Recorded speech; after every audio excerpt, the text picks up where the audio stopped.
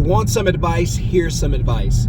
Don't allow people, don't allow family, don't allow friends, don't allow associates, don't allow the internet, don't allow social media, right? Don't allow television, don't allow TV shows and movies, books, none of that. Dave Ramsey's, Susie Orman's, don't allow any of these people to force you to buy a house. Please don't have FOMO about buying houses. Don't allow society to put their lives or to force you to conform to their mindset or to force you to conform to their realities. Yes, I know 90% of people want to be homeowners. But listen, you're talking to a guy who's owned a home. In fact, I'm on my second home in 5 years. Bought a house, sold a house, building a brand new house. So I know, because whenever we got married for many years, everybody was all like, hey, you guys need to buy a house, you need to save money, you need to do this and do that. And I was playing by the rules. I was doing that because I thought it was the best thing to do for the family. I thought it solidified me as a husband, as a man. Oh, we got a house, we don't have to say apartment, we don't have to say rent. You guys are renters, and that's not true at all. In fact, we felt the most free whenever we were renting. You know why? Because every time something broke, the garage door, the refrigerator, the microwave, the air conditioner was having issues at one time, and we were able to just make a call. All these expenses went the other way. It was not for us. Whereas if you own a home, or there's no such thing as owning a home, but let's just say for sake of this conversation, you're a homeowner, a loan owner, and if something goes wrong, you need a roof, you need this, you need that, all of that stuff's going to be on you, right? There's an issue with the air conditioner, it's going to be on you.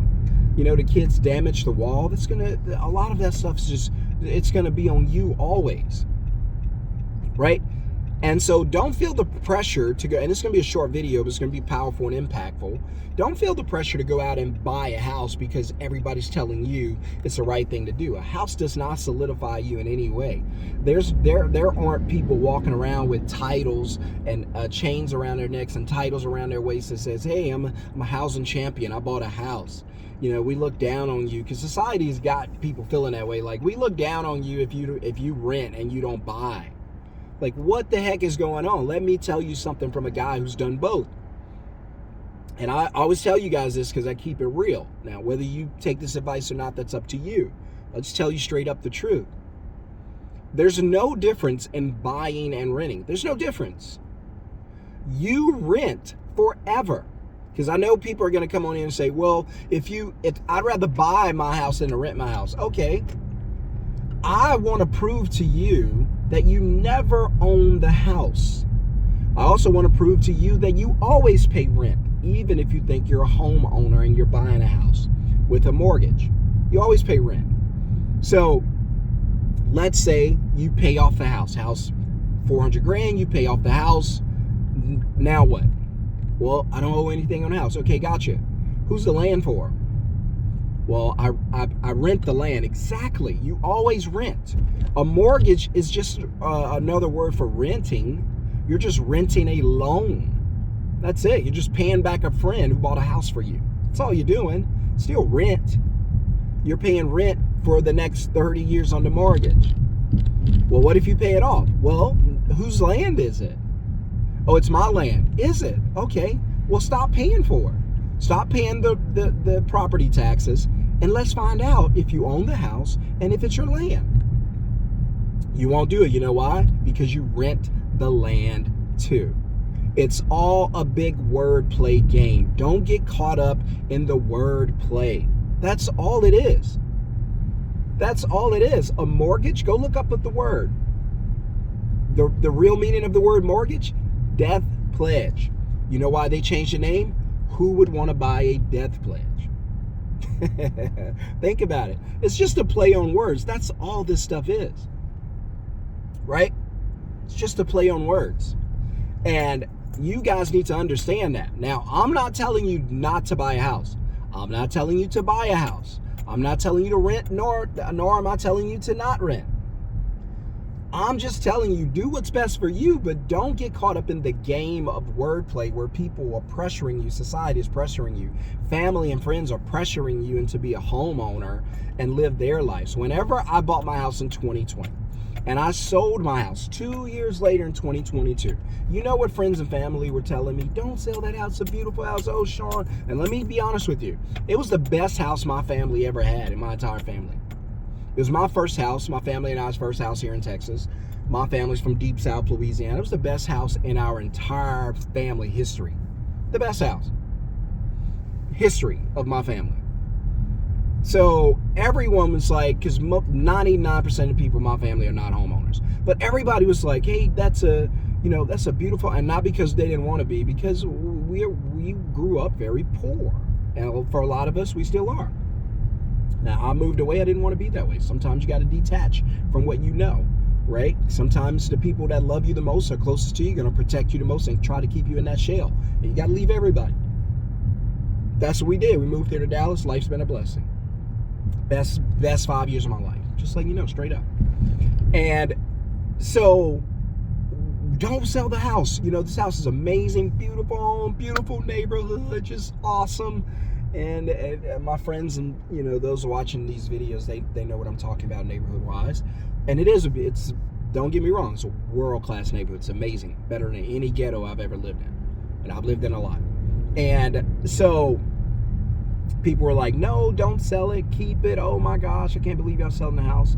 And I was like, well, y'all welcome to buy it, but we're selling this house. Well, why are you selling the house? The house, everybody wants to be a homeowner. Not everybody. See, your goal might be home ownership. That's not my goal. My goal is financial freedom. That's number one. Financial freedom for my family. Number one goal. Whether I rent or buy, don't care. Financial freedom is priority. For most people, hey, we got to be a homeowner. That's priority. No. You're going to lock yourself into a 30-year prison. That's why I always tell you guys, there's nothing wrong with buying a house. Just don't buy the house with your paycheck. And people go nuts in the comments. What are you talking about? How am I supposed to buy a house? When you say that, I love it, because the first thing you say is, well, how am I supposed to buy it? All right, questions are the answers. Now that you're asking how, now you're going to start figuring out how to do it. I always say, look, take the paycheck out of the equation. Now buy the house, right? Create an asset. Let the asset produce cash flow. Let the cash flow play for the liability. Because I got news for you. A house that you live in and pay a mortgage on for 30 years is not an asset. It's a liability. I know they say that houses appreciate all the time. They don't. That's not true. Over the past 3, 4, 5 years, they have not appreciated. They just continue to depreciate. So don't let people lie to you. Houses don't always go up in value. That's real estate talk. That's vocabulary. That's language. Be careful about language. Houses don't always go up in value. They do not. Right? Well, my house is my biggest asset. No, it's the bank's asset. Who gets paid from the house? You? No. The bank? Yes. Well, it's the bank's asset. It's your liability. And that's what you need to know. You need to understand that a house that you live in and pay a mortgage on is not an asset to you. It's a liability to you. Right? So I'm not here to scare you. I'm just here to give you some information. You can do whatever you want to do with it. It's just my advice is, if you're going to use your paycheck to buy a house, then please don't buy the house. That's all I'm saying. Don't let people pressure you into buying a house and put yourself in financial prison because you're paying for something you can't afford and you're stuck there on that job for 30 years. You don't want to do that. There's a better way to do it. If you want to learn how to buy a house using a business, using your cell phone and not a paycheck, or if you want financial freedom from your phone, you want to start a business from your phone, I can teach you how to build a middleman business. I told you at the beginning of this video, I sold a house in 2022. We're moving into a new build house in 2025 this year, just a few months from now. How did I do it? No job. I do not have a job. You guys know, right? How did I do it? I used my middleman business to do it. It'll buy a house. It'll buy anything if you let me teach you how to build it, and then let me work one-on-one with you to go throughout the whole process to get your business up and running. If that's something you want to learn how to do, make extra money from your phone without needing a job, then you need a middleman business. Uber, Fiverr, DoorDash, Grubhub, Instagram, Facebook, Google, all of these are middleman businesses. They don't do any of the work. Uber has millions of drivers. None of them are Uber employees. They're all contractors. Uber doesn't pick anybody up. They don't own any cars. Airbnb, they don't own anybody's houses. Let me teach you how to build a middleman business. All you're going to do is book customers, take a deposit, dispatch to work. Book, deposit, that's where you get paid. Dispatch to work, somebody else does the work. I do it in the moving industry and in the coaching industry. I connect I connect moving companies to customers who need to get moved. I get paid when I do. I don't do any of the moving. I connect coaches to people who need coaching, life coaching, retirement coaching, therapy, whatever. I do that. You're welcome to go check out my website, freecoachconnect.com. You can see that this is all I do, and this is how you make money. If you want to learn how to do that and you're tired of working for a living, don't want to work for the rest of your life, then you need to be in the Middleman CEO Masterclass. Put the word middleman in the comments below, and let's start your journey. Peace.